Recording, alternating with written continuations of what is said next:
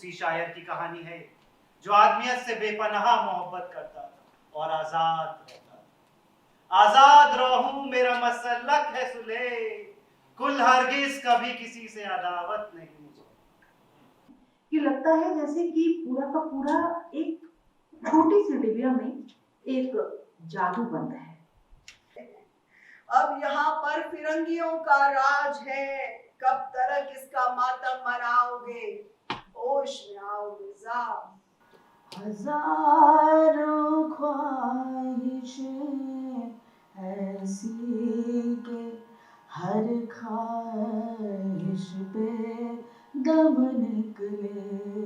हम ताउम्र आपकी एक झलक अपने मकान पर आने का इंतजार करेंगे। अल्लाह ताला हमारी दुआ कबूल करे।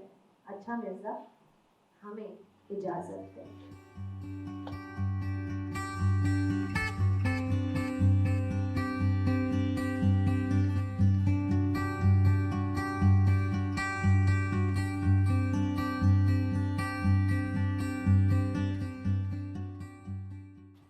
तुम आ गए हो, खुदा का सबूत है ये भी, कसम खुदा की अभी मैंने तुमको सोचा था। तो आप सबके तसव्वुर के साथ ही यहाँ आना हुआ। रास्ते में मैं सोच रही थी कि आज सप्तमी है और चारों तरफ शहर में जाम भी है और पूजा का भी अवसर है, लेकिन मैं देख रही हूँ कि उस हिसाब से काफ़ी लोग आए हैं। तो आप सबका हार्दिक अभिनंदन है। पश्यंती बाइलिंगुअल और हैबिटेट वर्ल्ड की पुस्तक वार्ता श्रृंखला की 7वीं कड़ी में। तो बात मिर्ज़ा गालिब की हो और कुछ गायन ना हो तो ये सही तो नहीं लगता। तो हम आज के कार्यक्रम की शुरुआत जो है मिर्ज़ा गालिब के एक गज़ल से करते हैं। और हमारे बीच कस्तूरिका जी हैं जो हृदय से कवयित्री हैं और गायिका भी हैं। और ऐसा लगता है जैसे कि खुदा की जो है ख़ास नज़र है उनके ऊपर कि कवि और गायक एक साथ होना। तो ऐसा लगता है जैसे कि रस वर्षा हो रही हो ऊपर से। तो कस्तूरिका जी को मैं आमंत्रित करती हूँ कि वो आएँ और मिर्ज़ा गालिब की गज़ल से महफिल का आगाज़ करें।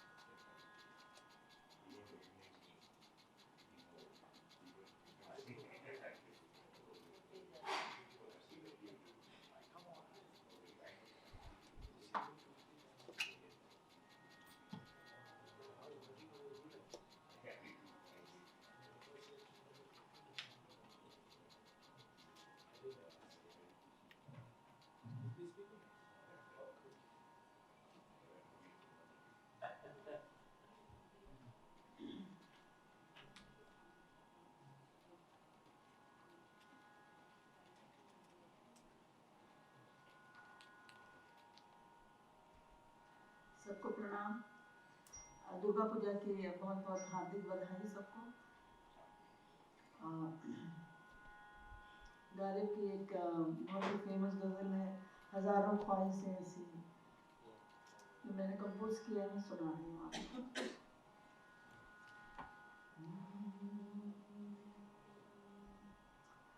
हजारों ख्वाहिशें ऐसी के हर ख्वाहिश पे दम निकले, बहुत निकले मेरे अरमान, लेकिन फिर भी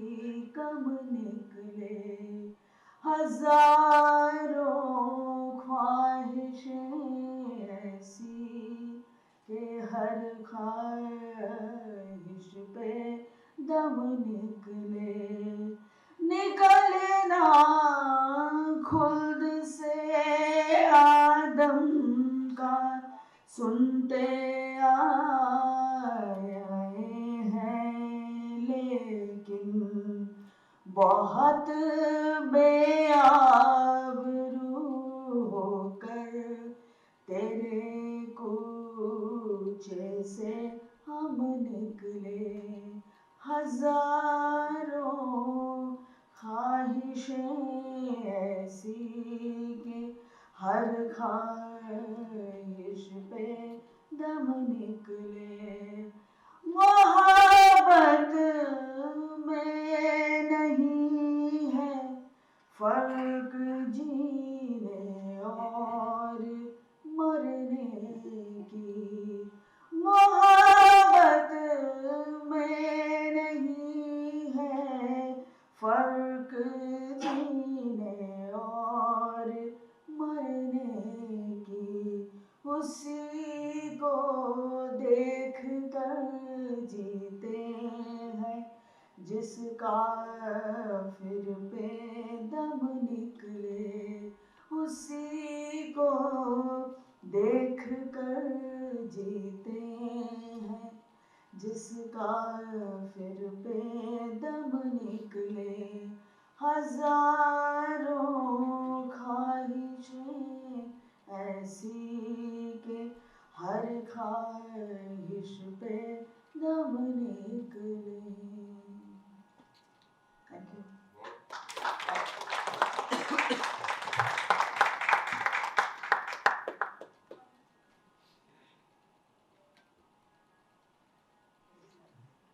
बहुत बहुत शुक्रिया कस्तूरिका जी।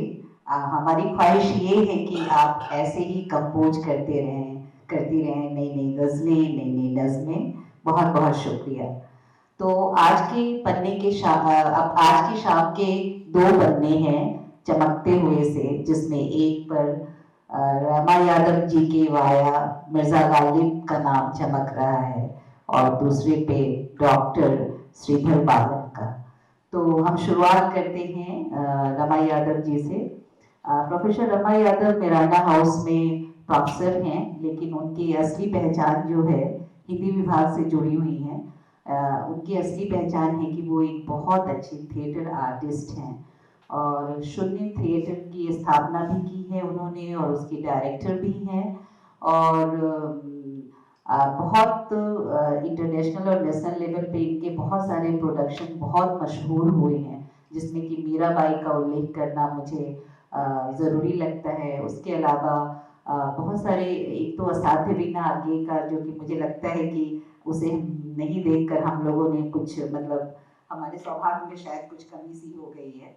तो और भी इनकी बहुत सारी उपलब्धियां हैं। इन्होंने पढ़ाई दिल्ली विश्वविद्यालय से की है।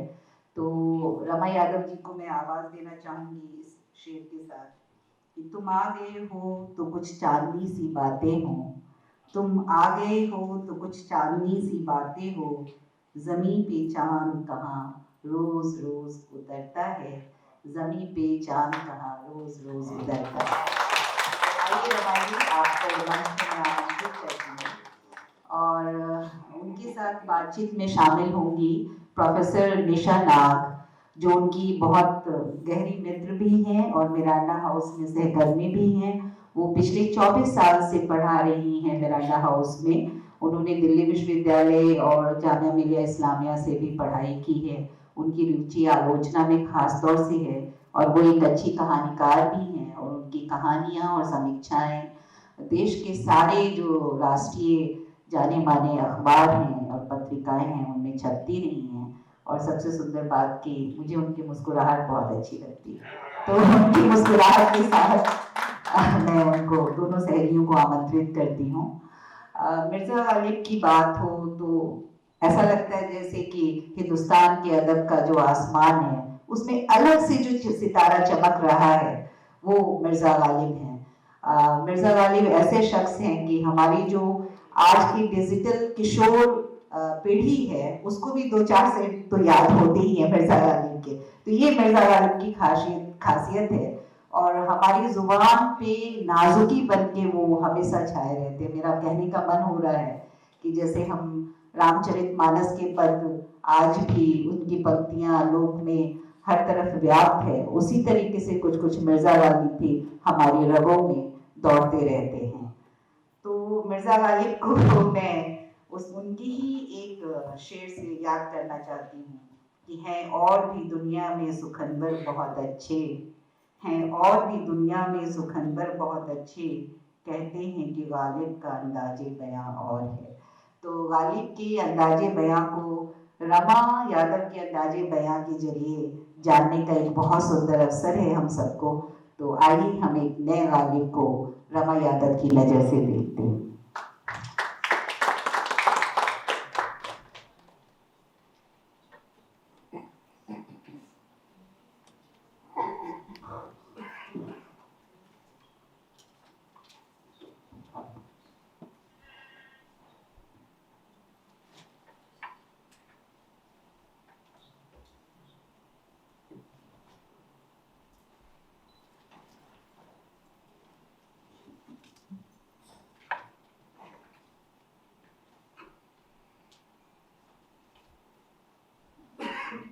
मेघा, आपका बहुत बहुत शुक्रिया इतना प्रभावशाली परिचय देने के लिए।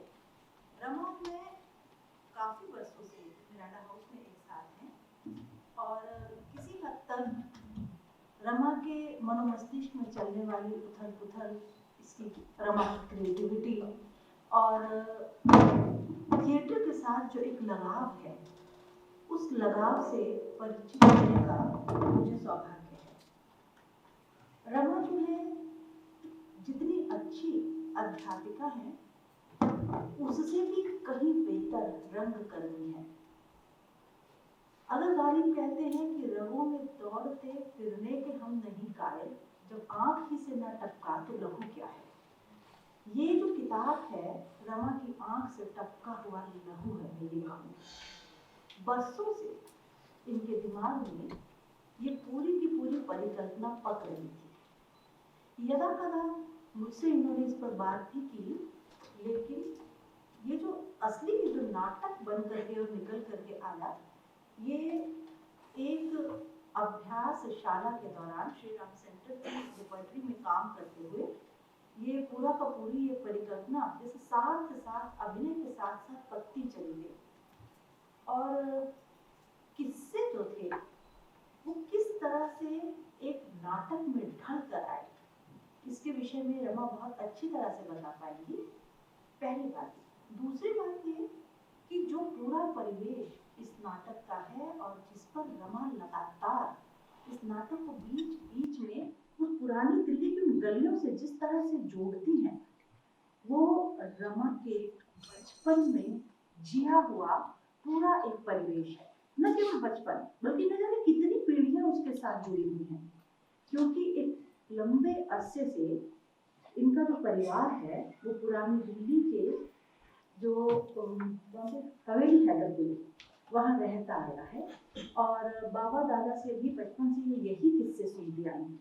लेकिन फिर भी कुछ सवाल है मेरे मस्तिष्क में और मेरा ख्याल है वो हम सभी के प्रश्न हैं जो मेरे जरिए रमा तक पहुँचेंगे आज।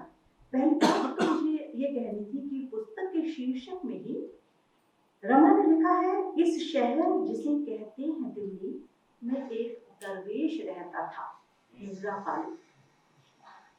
रमा, मुझे आप ये बताइएगा कि गालिब को उस दरवेश बने से या उस दरवेश से आपने जोड़ा कैसे? क्योंकि ये पंक्तियां इन्हीं की रचनी है। मैंने इससे एक बार पूछा, मैंने कहा ये शेर की पंक्तियां कहाँ से आई है? कहती नहीं दीदी, ये मेरी अपनी पंक्तियां हैं। तो कैसे गालिब को दरवेश बनाया, बताइए जरा। सबसे पहले तो मैं यहाँ जितने भी बड़े हैं उनको नमस्कार कहती हूँ।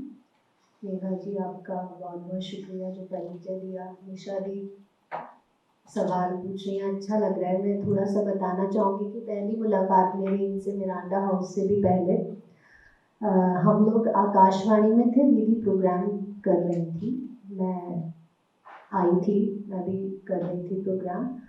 और मुझे ये बड़ी खूबसूरत सी लगी। बहुत पुरानी बात है, मतलब अभी भी खूबसूरत है, उस समय की बात है। तो इन्होंने कोई लंबा सा लबादा, एक बड़ा लाइट से कलर का कुर्ता और सिर पे इन्होंने दुपट्टा लिया हुआ था। बिंदी नहीं थी उस दिन, तो मुझे लगा कोई बड़ी संभ्रांत मुस्लिम महिला है, बड़ी खूबसूरत।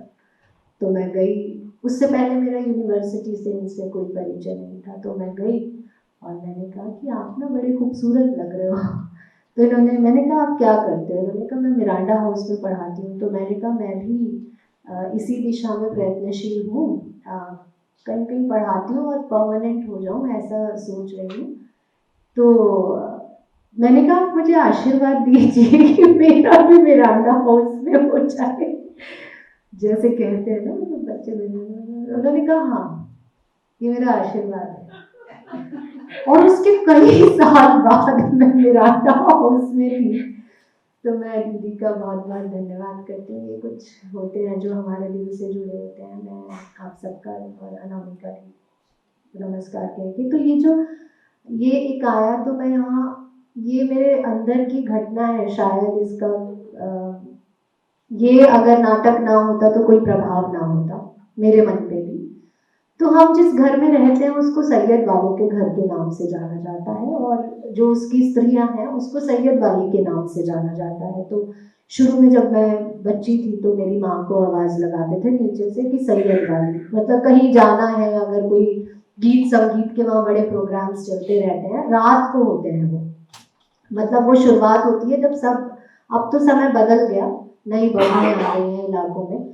तो हम जब छोटे थे तो 9:30 जब घर का कामकाज खत्म करके माँ वहाँ जाती थी तो आवाज़ आती थी सैयद वाली या निहाली की भाभी।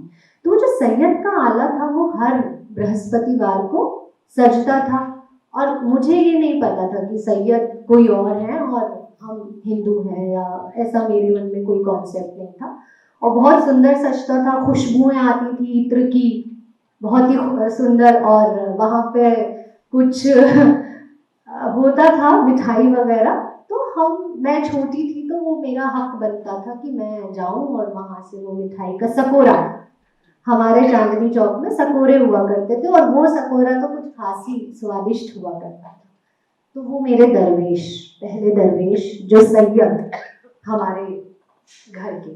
और उसके बाद धीरे धीरे जब उन गलियों में घूमी, माँ के साथ ही घूमती थी बचपन में, तो वहाँ कहीं ना कहीं कोई दरगाह, छोटा आला दिख जाता है, आले हैं वहाँ सैयदों के। और जब वहाँ से निकलने को हुई तो मुझे दिल्ली में ही वो मिलने लग गए, दरगाहें मिलने लग गई।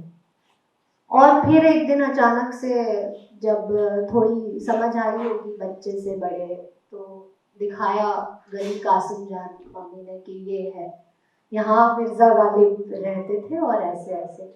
तो मुझे लग रहा है कि इस शहर जिसे कहते हैं दिल्ली में एक दरवेश रहता था। आज भी मैं उन गलियों में जाती हूँ, गलियां बदल गई, लोग बदल गए, लोग, घर नष्ट हो रहे हैं क्योंकि लोग छोड़ के जा रहे हैं, और उनका नष्ट होना देखा नहीं जाता, क्योंकि जो बाजार जिसमें लोग जाते हैं उसके ऊपर कितने बड़े बड़े घर हैं। मेरा खुद का घर भी बड़ा है, लेकिन मैंने एक बार अपनी सहेली से कहा, उसके घर गई, वो इतना बड़ा था कि वहाँ नीचे दुकानें हैं नई सड़क पर किताबों की, और ऊपर वो इतना बड़ा घर था। मतलब मुझे तो अपना घर ही बड़ा लगता था, इतना बड़ा था कि जब हम सीढ़ियों से चढ़े, छोटी छोटी सीढ़ियों से, और जब ऊपर मैं पहुंची तो पहले चल के छत, फिर मुड़ी, फिर छत, फिर मुड़ी, फिर छत। और उसके बाद बताओ लोग कैसे थे। आज लोग अपनी बालकनियों को बढ़ा रहे हैं, बालकनी को भी घर में ले लो। उसके बाद एक कोठा, एक दलान, हम लोग कोठा दलान कहते हैं, मेरी पैदाइश को, मतलब कोठा हम अंदर वाले कमरे को कहते हैं जिसमें बच्चे पैदा होते थे, बहुएं रहती थी। तो एक कोठा था, एक दलान था जिसमें पूरा परिवार रहता था। छत ज्यों की त्यों पड़ी थी, मैं आपको बता नहीं सकती वो कितनी बड़ी छत थी। वो घर बिक गया, और शायद ये यहीं से आया कि इस शहर जिसे कहते हैं दिल्ली में दरवेश रहता था, जिसको कोई, वो दरवेश था, उस फकीर था, उसको कोई ज़रूरत नहीं थी। और आज हमारी ज़रूरतें इतनी बढ़ गई कि शहर मर रहा है, मतलब मैं अभी बड़ी भी पूरी तरह से नहीं हो पाई और शहर मर गया मेरे देखते देखते। वो इतने सालों से जिंदा थी वो तहजीब, 500 सालों से, और ऐसा क्या हो गया इन 48 सालों में कि शहर ही मर गया। ये एक दर्द है। ये उमंडलीकरण की पूरी प्रक्रिया इसमें धीरे धीरे दिखती है।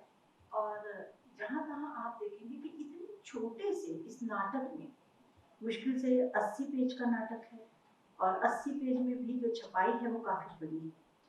लेकिन खासियत ये है कि उसमें इतनी चीजें अंतर्गुम्फित है, इतनी चीजें उसमें आ गई हैं कि लगता है जैसे कि पूरा का पूरा एक छोटी सी डिबिया में एक जादू बंद है।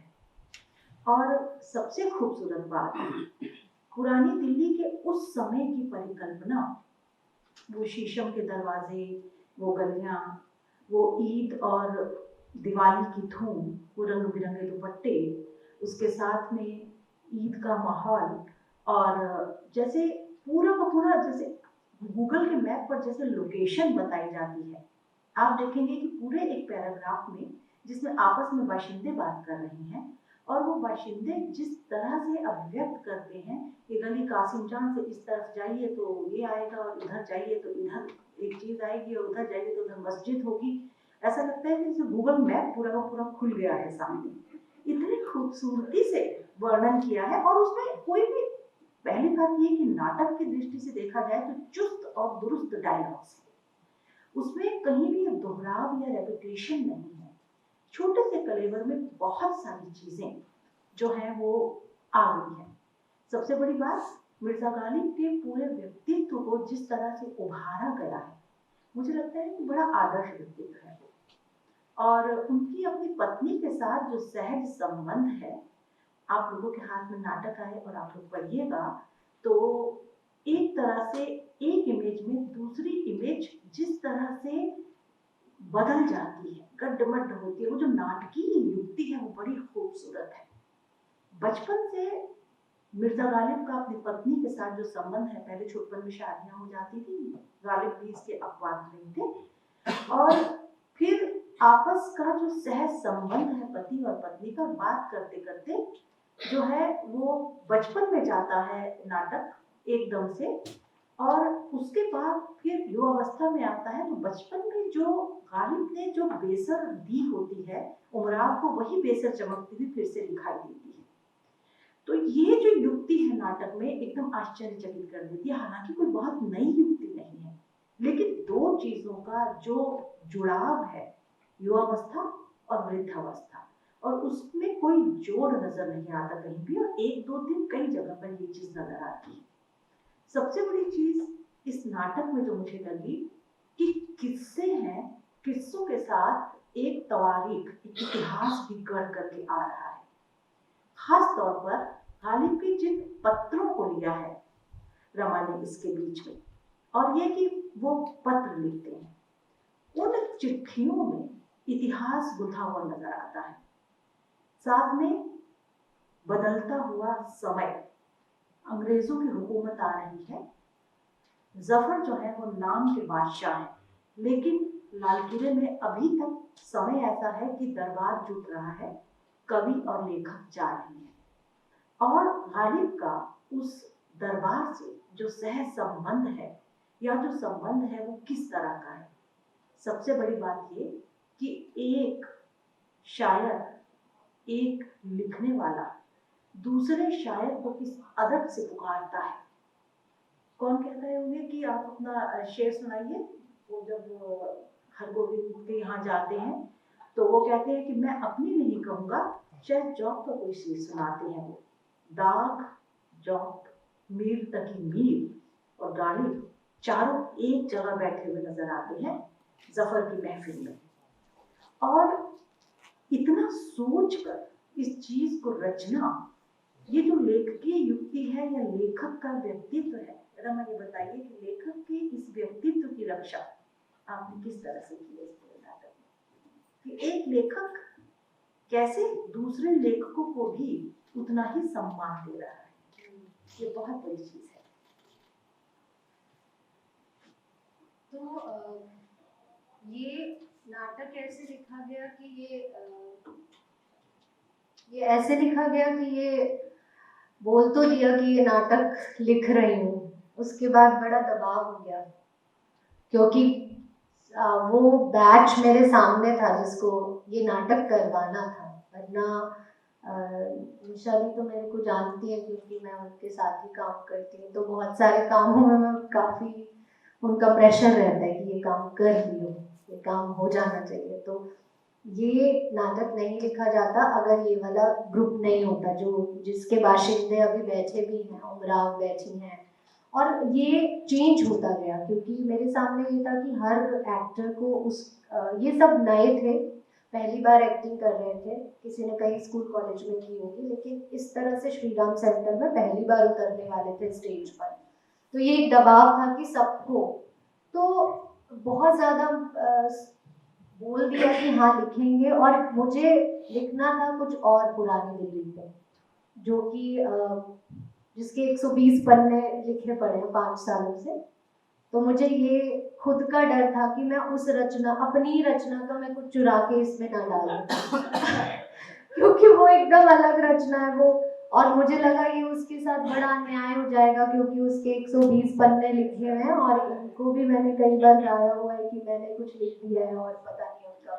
रमा, उम्मीद करते हैं कि जल्दी ही तुम्हारा वो उपन्यास सामने आएगा। तो ये बहुत बड़ा डर था कि मैं उसको ही ना चुरा चुरू के इधर कर दूं, लेकिन ये खुद ही, जैसे कि हम बात करते थे या कहीं बड़ों को पढ़ा भीष्म साहनी जी को कि अपने आप ही कुछ चलने लगा, लिखने लगा और हो गया।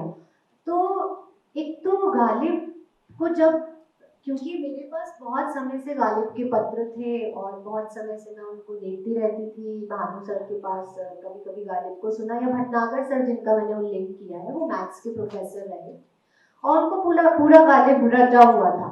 तो गालिब एक मन में चल रहे थे कि ये शान लगती थी कि हमारी गली और उनकी गली मिली हुई है, तो बचपन से बड़े शान की बात, जो कि नहीं कहती थी कभी, लेकिन अंदर से बड़ा फक्र सा होता था।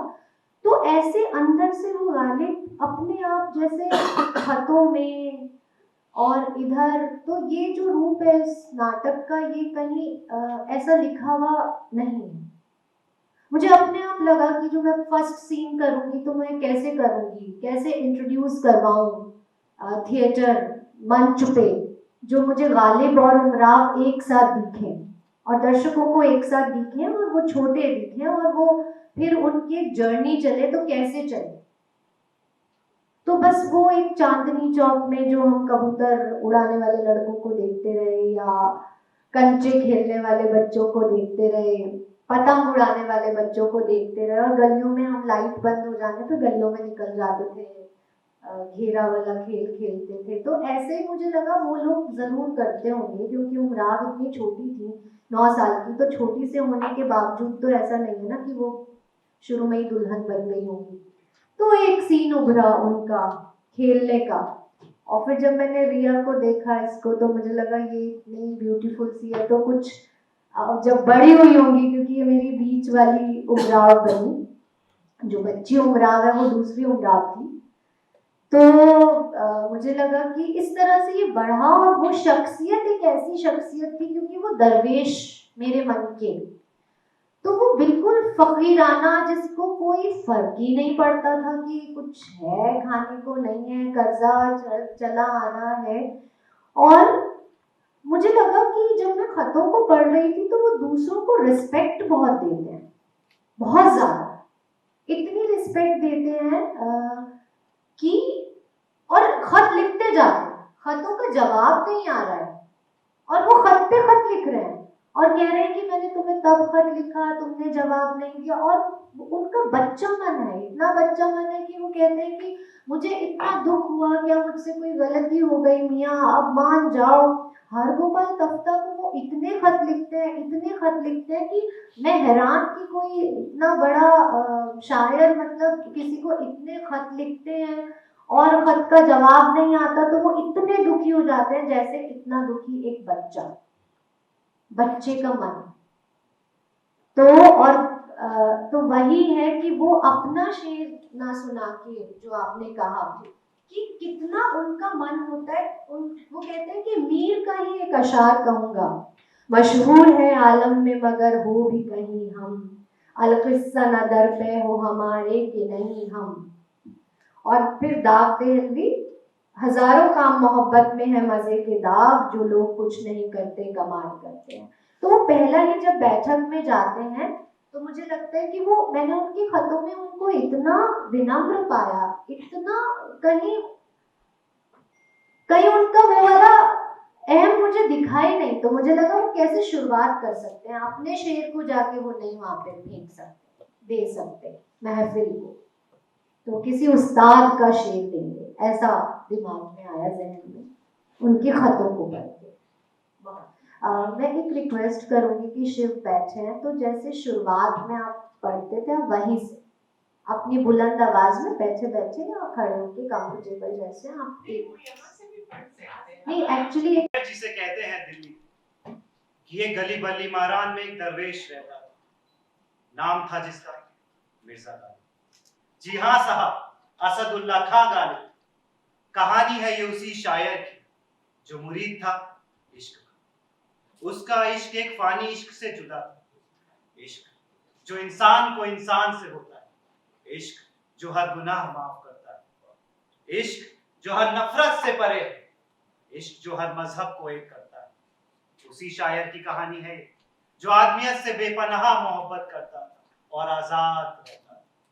आजाद रहूं मेरा मसलक है सुले, कुल हरगिज कभी किसी से अदावत नहीं मुझे।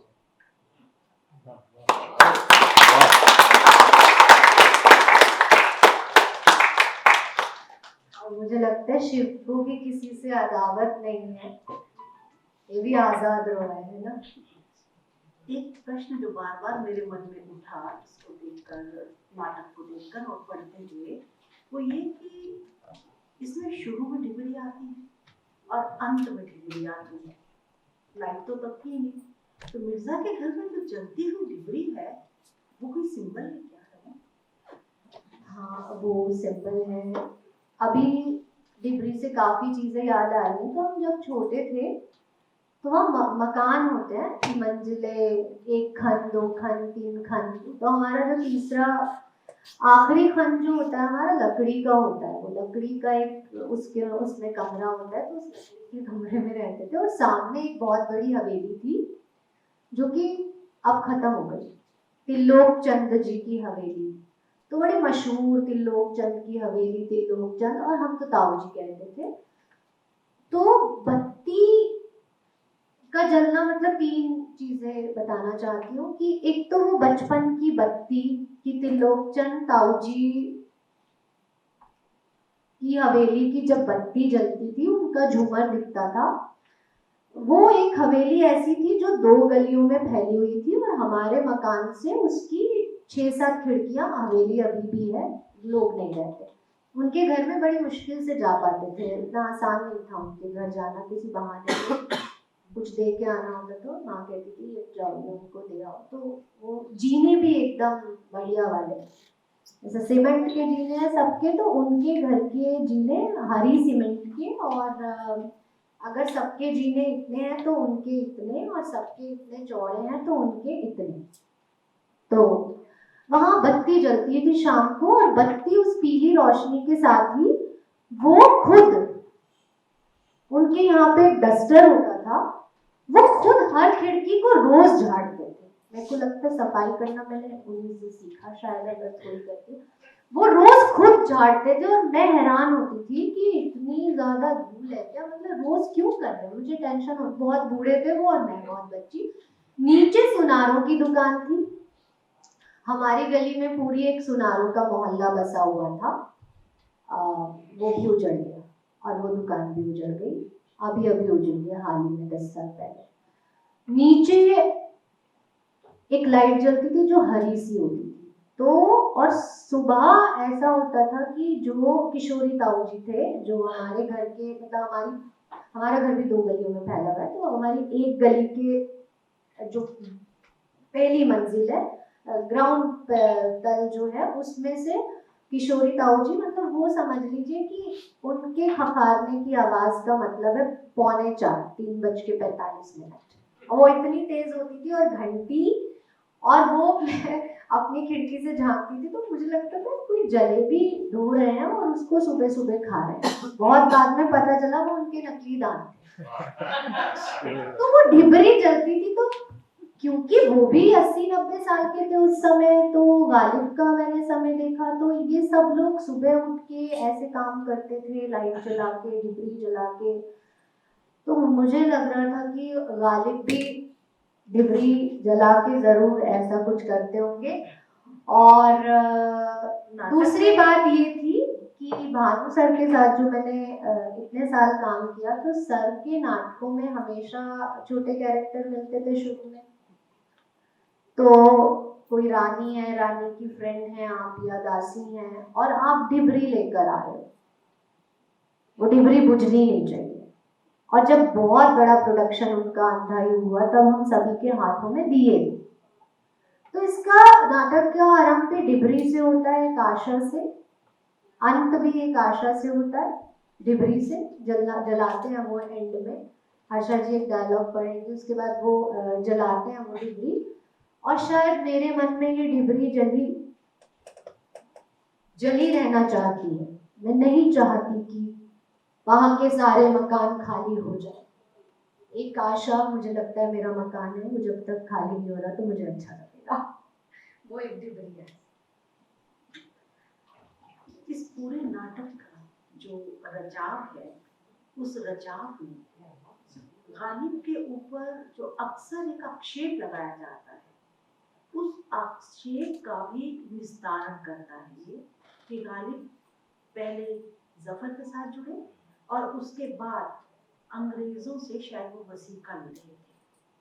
तो हालांकि ये भी है इसमें कि भाई एक जो लेखक है वो खाएगा कहाँ से, कोई तो उसकी मजबूरी है, अपना भरण पोषण तो कहीं ना कहीं करेगा। लेकिन गालिब की एक रचना है दस्तंबू, उस दस्तंबू का जिक्र अधिक नहीं हुआ है, जो उस समय के इतिहास को रच रहा है। दस्तंबू और ये पत्र दोनों मिलकर के गालिब की पूरी अस्मिता का रचाव करते हैं नाटक में। तो दस्तंबू पर रमा कुछ बताना चाहेंगी शायद? निसंदेह कि जब हम बड़े हो रहे थे तो गुलजार साहब का गालिब आया टेलीविजन पर, जो सबसे पॉपुलर हुआ शायद, जहाँ जाके लोगों की नज़र पड़ी उस तरह से गालिब पे। हमने भी अपने स्कूल टाइम में देखा। लेकिन जब ये सारे पत्र और ये सब कर रहे थे, मेरे को दस्तंबू, मुझे लगा कि वहाँ भी नहीं है। दस्तंबू का जिक्र आने से पहले ही वो रचना समाप्त हो जाती है। और मुझे समझ नहीं आ रहा था कि आज का जो टाइम पीरियड है, क्योंकि आज बहुत ज़रूरत है मिर्ज़ा की, गालिब की बहुत ज़रूरत है। वो इश्क के शायर उस तरह से नहीं थे, उनका इश्क फानी इश्क से अलग था। यही कारण है कि मैं नवाब जान से उनकी मुलाकात ही नहीं करवा पा रही थी। नाटक में वो अवसर ही नहीं मिल रहा था कि वो नवाब जान से मिले। इतने मशरूफ थे वो और कामों में, और उलझने इतनी थी जिंदगी की कि नवाब जान को कहाँ से एंट्री दी जाए यही नहीं समझ आ रहा था बहुत समय तक। क्योंकि यहाँ शून्य के मयंक हैं, सनी हैं, विशाल है, मेकिंग से जो जुड़े, सागर है। मैं हमेशा ये कहती थी कि नवाब जान तो आ ही नहीं रही, क्या करें। और दस्तंबू को कैसे छोड़ दें? मिर्जा को अगर देखना है गालिब को तो मैं दस्तंबू नहीं छोड़ सकते। और हर जगह ये आरोप कि भाई वो उस समय 1857 का जो गदर था, सबसे ज्यादा चांदनी चौक ने उसको सहा और जफर और उनके बच्चों ने उसको जिस तरह से सहा, क्या गालिब को दर्द नहीं हुआ? हो ही नहीं सकता। उन्हें इतना दर्द हुआ, इतना दर्द हुआ कि वो दर्द हद से गुजर गया।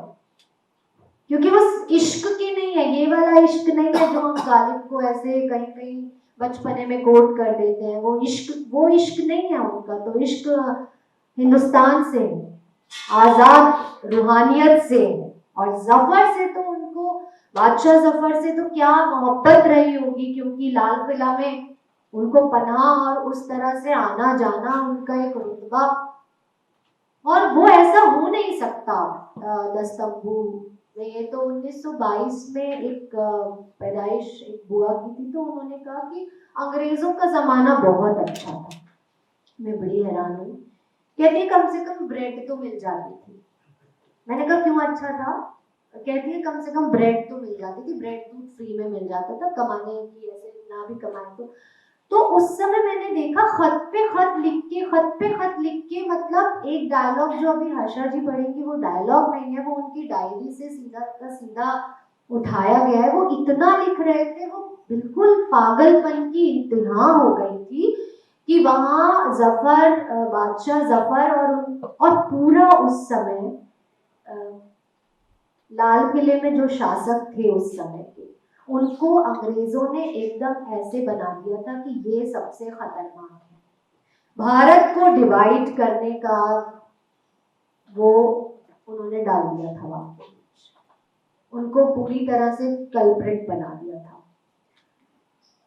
तो बहुत रेलिवेंट था। और कैसे, मतलब 4-5 दिन तो थक गई मैं सोच के, बिल्कुल थक गई। और वहीं से शायद कोई ऊपर से ही किसी दरवेश का एक वो आया कि जब हम वो खत पढ़ेंगे ना या दस्तंबू पढ़ेंगे तो हमें तारीफ तो है वहां पे, ऐसा नहीं है, क्योंकि भारतेंदु भी तो कहते हैं पूरी अमी की कटोरिया से चिरजीवो रानी विक्टोरिया। तो इसका मतलब ये तो नहीं है कि वो विक्टोरिया या अंग्रेज राज सुख साज सजे सब भारी पैदल विदेश चली जाती है। वही गालिब का हाल है, वही गालिब भी उससे गुजर रहे थे। और जब हम उसको बिल्कुल देखेंगे तो वो अपने समय का इतिहास लिख रहे थे उस बहाने से, क्योंकि कोई और जरिया नहीं था।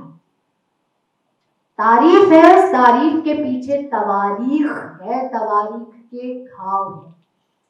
हम उसे छोड़ के आगे नहीं बढ़ सकते और हमें उस पर ऐसे ही सोचना पड़ेगा जैसे हम भारतेंदु पे सोचते हैं। मेरे को लगता है कि समय बहुत कम है, बस एक हर्षा जी को मैं चाहती हूँ कि वो वाला जहाँ वो खपती हुए जा रहे हैं, और ये कहीं उनके खतों से मैंने निकाल के उमराव को दे दी ये पंक्तियां कि ये उमराव की पंक्तियां हैं।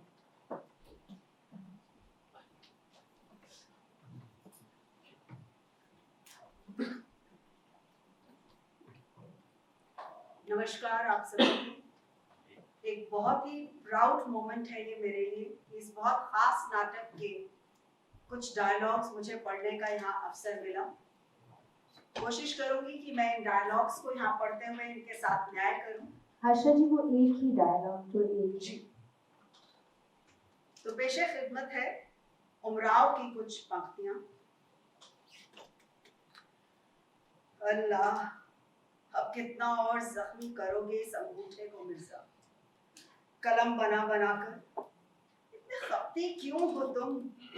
न हमारे हाथ से खाते, न ही अपने हाथों से खाया जाता है तुमसे।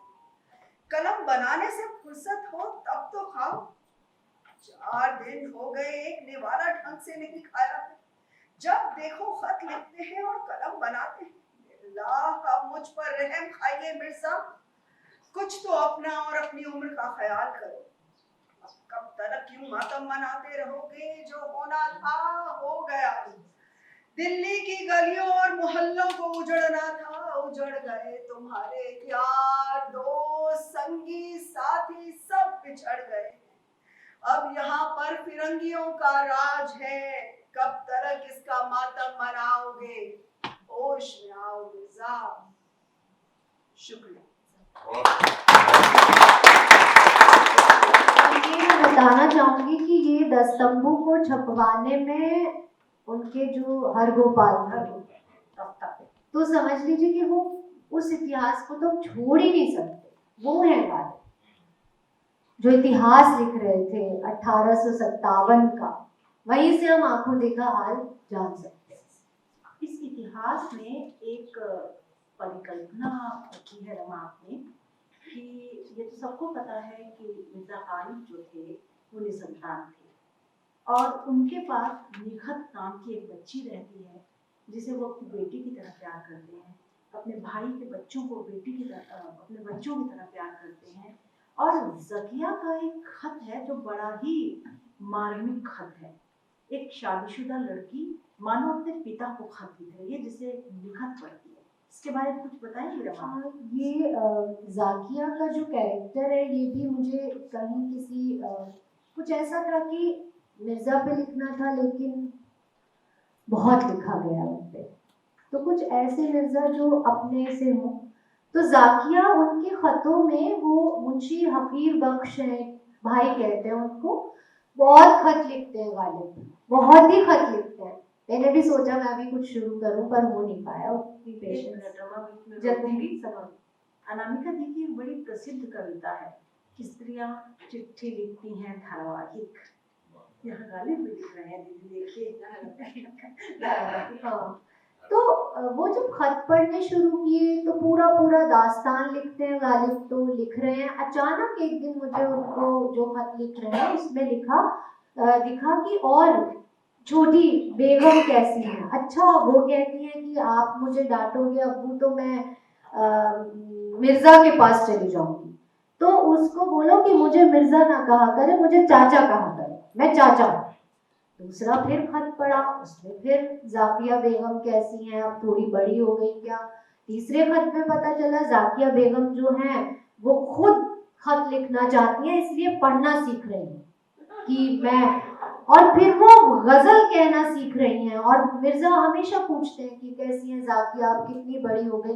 मैं खत, और मेरे को जाकिया लगने लगा उनकी बेटी है और रूह मिल रही है। नवाब से पहले जाकिया आ जाती है मेरे जहन में, मिर्जा बाप है पहले, प्रेमी होने से पहले बाप है। तो फिर एक धक्का लगता है मुझे कि उनकी शादी होने वाली है, निकाह होने वाला है।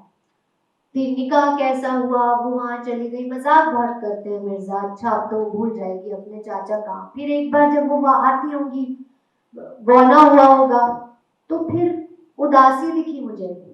और इसीलिए यहाँ पे अमीर खुसरो भी हैं इस नाटक में, काहे को ब्याही विदेश लखी बाबुल मेरे, कबीर भी हैं इसमें। वो कहते हैं उमराव को कि तुमने तो कबीर को मुझसे कितनी बार सुना है, या तुम खुद ही पढ़ लेती होगी, या अमीर खुसरो। बात करते हैं दोनों, ऐसा हो ही नहीं सकता कोई इंटेलेक्चुअल हो और वो घर में बात ना करे अपने मन की।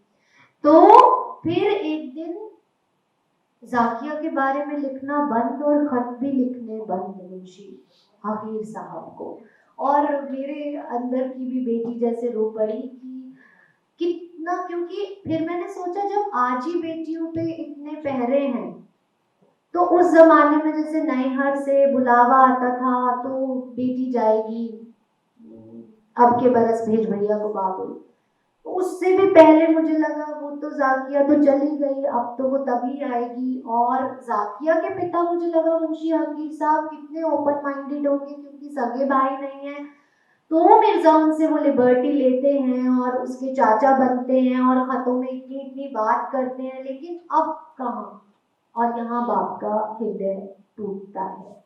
और इस तरह से निखत पढ़ती है जाकिया के खत। जाकिया खत में अपनी लाइंस लिख के भेजती है अपने पिता के खत में, अब्बू के खत में, और इधर मिर्जा जो खुद लिखते हैं वो, और इस तरह से ये एक सीन बनता है। बहुत खूबसूरत सीन है रमा जी। और सबसे बड़ी बात ये है कि एक पतले से कलेवर में इतनी चीजों को पिरो देना और उतनी खूबसूरती के साथ एक एक चीज का उभर कर आना। अभी भी मैंने देखा कि रमा के पास एक बैग है और उस बैग में मिर्जा गालिब के खतों से लेकर के बाकी और चीजों की ढेरों किताबें हैं। मैंने यूं ही कहा ये बैग क्यों लेकर आई हो, कहती क्या पता मैं चिट्ठी पढ़ दूं। तो जिसे नाटक में कह रही है कि ये एक किस्सा है जो इतिहास के द्वारा आया है, मैं कहूँगी इतिहास से किस्से लिए गए हैं और इस पूरे नाटक की परिकल्पना की गई है। रमा अगर कुछ और कहना चाहें इसकी मंच पर, यहाँ जो मंच दिया है आप बड़ों ने, बस यहाँ से मैं शून्य की ये जो टीम बैठी है, जो सपोर्ट में मेरे साथ ही रहे हमेशा, उनका बहुत धन्यवाद करना चाहती हूँ, क्योंकि नाटक एक टीम वर्क है। बिना समूह के, भारतेंदु भी कहते हैं ना, और इसीलिए शायद भारतेंदु नाटक को लेकर आते हैं आधुनिक काल में, क्योंकि समूह बहुत कुछ कर सकता है, टीम बहुत कुछ कर सकती है, और बिना टीम के मुझे लगता है नाटक नहीं हो सकता। इसलिए अपनी टीम का धन्यवाद। और आप, मैं क्या कहूँ, सबसे अधिक हाँ, मैं कह रही हूँ कि मैं निशब्द हूँ, क्योंकि जब बड़े किसी रचना पे हाथ रख देते हैं तभी वो रचना रचना होती है, अन्यथा किताबें बहुत आती हैं, लेकिन इस किताब को आपका आशीर्वाद मिला, मेरे पास शब्द नहीं है, मैं इसलिए इस पे मौन ही रहूँगा। आप सबका और अनामिका स्नेह का बहुत बहुत शुक्रिया। बत कहिएगा, आपकी तो आवाज काबिल तारीफ है, बहुत सुंदर। मैं कहना चाह रही थी कि नवाब जान उनकी गजलें चुराती थी। हाँ जी, जी, इसका जिक्र है, हाँ, जिक्र है, पूरा जिक्र आया है। है, और वो मुलाकात बहुत खूबसूरत है। समय होता तो मैं उस मुलाकात को पढ़ती। जब मतलब वो वहाँ गाया जाता था और लोग बोलते थे कि किसकी चावड़ी की उन गलियों में, स्पेशली नासिर भाई के थ्रू मैंने उनसे पूछा, मैंने कहा नासिर भाई, मैंने तो एक ही यहाँ का इलाका देखा है जहाँ पे ये सब है, तो उन्होंने कहा तुम्हें पता नहीं है, यहाँ का सबसे बड़ा वो इलाका ये हुआ करता था, और वो तो सारे घर इतने खूबसूरत हैं। डेथ हुई थी नवाब जान हाँ, की, वो भी आप डाल सकते हैं। जी जी जी, ये बहुत ही एक सीन है। बनारस से नहीं आए नहीं, थे एक मिनट, आपको शायद मुगालता हुआ, इसमें नवाब जान आई। मैंने कहा मुलाकात करवाने में देरी हुई, लेकिन वो यहाँ है, उनके बिना नहीं हुआ है। और वो पूरा बरसात का बहुत खूबसूरत सीन है, इन लोगों ने किया है, और पूरा बरसात के गीत हैं, क्योंकि वहाँ छत्ते हैं, वहाँ गलियां हैं, वहाँ अटारियां हैं, वहाँ की बरसात में मैंने खूबसूरत बरसात देखी है, उसमें एक मुलाकात है, और उसी मुलाकात में वो सारा इतिहास बयां हुआ है जो आप कह रहे हैं। बरसात का वो दृश्य जो है बिल्कुल पढ़ने लायक है, और उसमें मतलब बरसात पुरानी दिल्ली के उस इलाके में जिस तरह से बरस रही है, वो वहीं बरस सकती है, वो कहीं और नहीं बरस सकती। मैं अगर इजाजत है तो बहुत खूबसूरत दृश्य है वो सीन, मुझे खासतौर पे बहुत किसी को भी चौबारे, हाँ, और गली के कोने कोने में बूंदे जो है वो बरस रही है। नवाब जान उनके बीच में उनको मिलती है, जो उनकी बड़ी प्रशंसक है, और इसी तरह से वो उसमें आती है।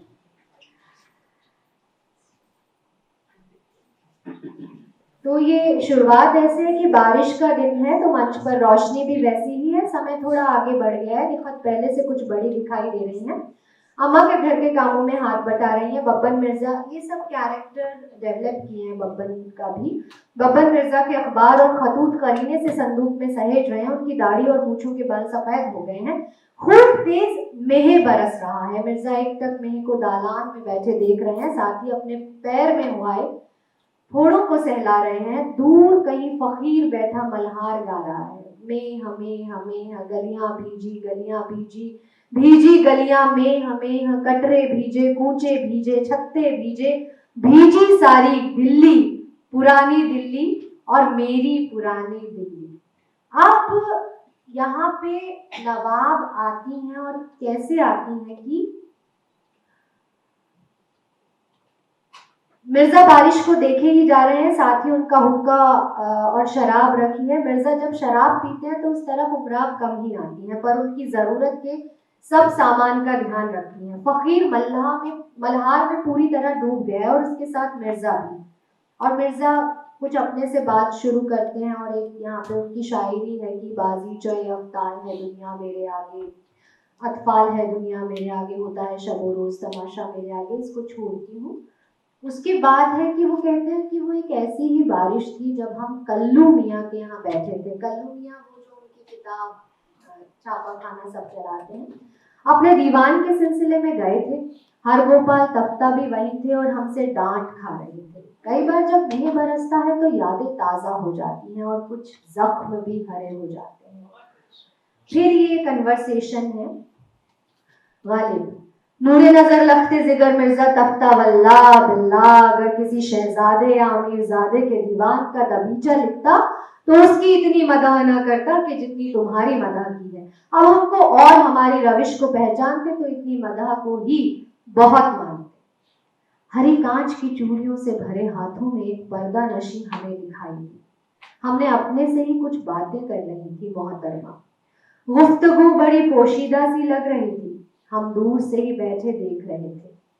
कल्लू ने हमारी तरफ इशारा किया तो हमें लगा कि कोई मुगालता हुआ है हमें, पर वो पर्दानशी हमारी ही तरफ देख रही थी। नवाब कहती हैं, फ्लैशबैक में चले गए। आदाब अर्ज करते हैं मिर्जा साहब, अल्लाह ताला का बड़ा फजल है कि आज आप हमें यूं मिल गए। हम तो आपको न जाने कब से याद करते हैं, कभी सोचा तलक नहीं था कि आपसे यूं इस तरह मुलाकात हो जाएगी। जिंदगी यूं ही खाक हुए जा रही थी। कितनी बार कल्लू मियाँ से कहा कि आप तक हमारा कहाँ पहुँचा दे, पर वो टाल जाते। गालिब, हम आपको पहचान नहीं पा रहे हैं, पर रूह को लगता है कि आपसे रिश्ता पुराना है। क्या नाम है आपका? अगर आप कहीं तो पूछ लें। नवाब नाम है हमारा। हमने माना कि तवाफुल न करोगे, लेकिन खाक हो जाएंगे हम तुमको खबर होने तक। क्या बात है, हम कासिम जान में रहते हैं और रोज बरोज नवाब मस्जिद के बाहर से निकलते हैं और आज नवाब जान को देख रहे हैं। नवाब, हम तो चावड़ी की उन गलियों में रहते हैं मिर्जा, जहां आप शायद ही कभी आए हो, पर हम रोज शाम ढले जब तैयार होते हैं तो सोचते हैं कि एक दिन हमारी सांकल खड़केगी और जब हम दौड़ कर ड्योढ़ी की ओर दौड़ेंगे, सांकल खोलेंगे तो हमारे मिर्जा वहां खड़े होंगे। नहीं का ये आलम है कि जिधर देखिए उधर दरिया है, आफताब का नजर आना, बर्ग का चमकना है। हमें क्या पता था कि हमें आज हमारे आफताब यहाँ मिल जाएंगे। इस मेह में मकान बहुत गिर रहे हैं मिर्जा, देखिए कहीं आप ना आए और आपकी किसी चाहने वाली का मकान ही ना गिर जाए। गालिब कहते, बस थोड़ा सा, हम तो कहेंगे कि आपने हमें आफताब कहा, पर इस मेह में आज तो आप हमारे लिए बर्क हो गई। दीदार भी नुमाई व परहेज भी कुनी नजर आया और छिप गया। नवाब, मिर्जा आप ना आए तो हम ही कभी आपके घर आ जाएं। गालिब कहते हैं, घर की मालकिन तो उमराव है, वहां आने के लिए तो आपको उनकी इजाजत लेनी पड़ेगी और घर से निकलते वक्त हमें उनकी इजाजत लेनी पड़ती है। नवाब चलते हुए एक प्यार भरी मुस्कान से मुस्कुरा देती हैं। हम ताउम्र आपकी एक झलक अपने मकान पर आने का इंतजार करेंगे। अल्लाह ताला हमारी दुआ कबूल करे। अच्छा मिर्जा, हमें इजाजत दें।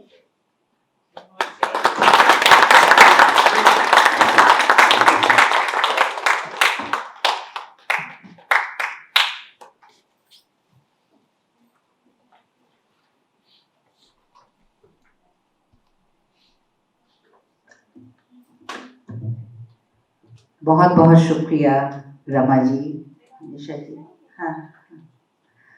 हाँ, क्या कहूँ, शायद मैं भी निशब्द हूँ।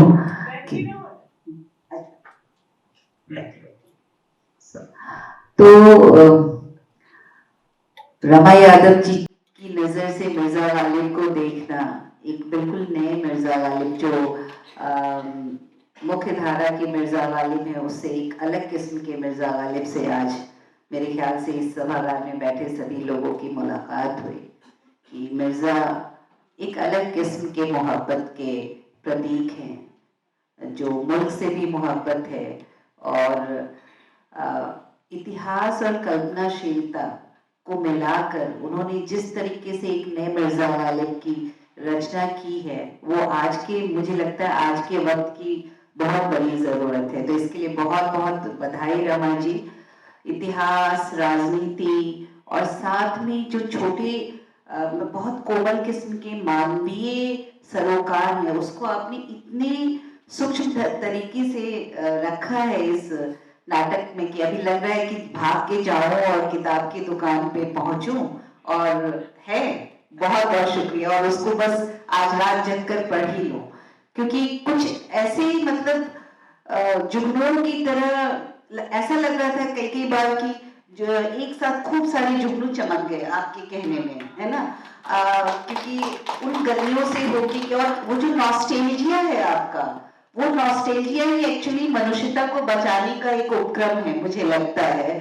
और अपनी गलियों, अपने घरों से लेके, और मुझे लगता है कि वो अगर आपका बचपन नहीं होता तो हम शायद मिसेस मिर्जा गालिब से मुलाकात हमारी नहीं हो पाती, और पिता के रूप में मिर्जा के अंदर का जो वात्सल्य है, मिर्जा के अंदर की जो मानवीयता है, और जिस तरीके से उनके दाम्पत्य को आप दिखाने की कोशिश कर रही हैं, वो सब बहुत अद्भुत है। और खास तौर से जब वो जफर की महफिल में जाते हैं, और कैसे ईगोलेस हो सकता है एक कलाकार, एक साहित्यकार बिना ईगोलेस हुए बिना तो बड़ा कलाकार नहीं हो सकता है, क्योंकि मनुष्य होना सबसे बड़ी शर्त है एक अच्छे साहित्यकार कलाकार होने के लिए। तो कैसे मेर तक मेर को याद करते हैं वो, तो मुझे लगता है कि न केवल हम यहाँ पे एक नए मिर्जा गालिब से हमारी मुलाकात हुई है, बल्कि एक शुरुआत शायद मुझे तो ऐसा लग रहा है कि एक शुरुआत ये भी हुई है कि हम अपने भीतर के एक नए मनुष्य से मुलाकात करेंगे आगे इस नाटक को जरूर पढ़ते हुए। तो बहुत बहुत शुक्रिया।